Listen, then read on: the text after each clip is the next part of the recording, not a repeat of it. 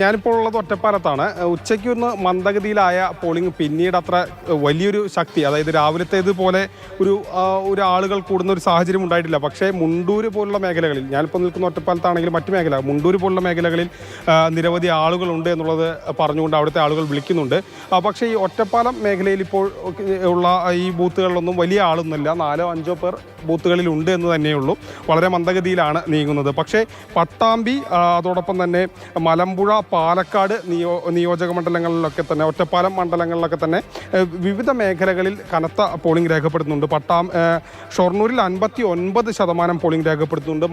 മലമ്പുഴയിൽ 57% രേഖപ്പെടുത്തുന്നുണ്ട്. അപ്പോൾ ത്രികോണ മത്സരം ശക്തമായി നടക്കുന്ന സ്ഥലങ്ങളിൽ ഈ മലമ്പുഴ മേഖലയിലൊക്കെ തന്നെ പോളിംഗ് കൂടുന്നത് സ്വാഭാവികമായും ഇടതുപക്ഷത്തെ സഹായിക്കും എന്നുള്ളതാണ് പ്രതീക്ഷയിലാണുള്ളത്. പക്ഷേ ഷൊർണൂർ പോലുള്ള സ്ഥലങ്ങളിലൊക്കെ തന്നെ അത് പ്രവചനാതീതമായി പോകും എന്നുള്ള ഒരു വിലയിരുത്തലാണ്. ഇപ്പോൾ തന്നെ മൂന്ന് മുന്നണികളും കണക്കുകൂട്ടലുകൾ ആരംഭിച്ചിട്ടുണ്ട്.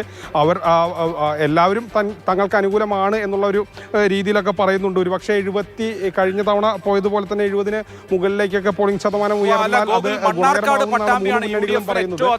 സാധ്യത കൽപ്പിക്കുന്ന ഇടങ്ങൾ മണ്ണാർക്കാടും പട്ടാമ്പിയും ഇപ്പോൾ പോളിംഗിന്റെ ഒരു പാറ്റേൺ എങ്ങനെയാണ്?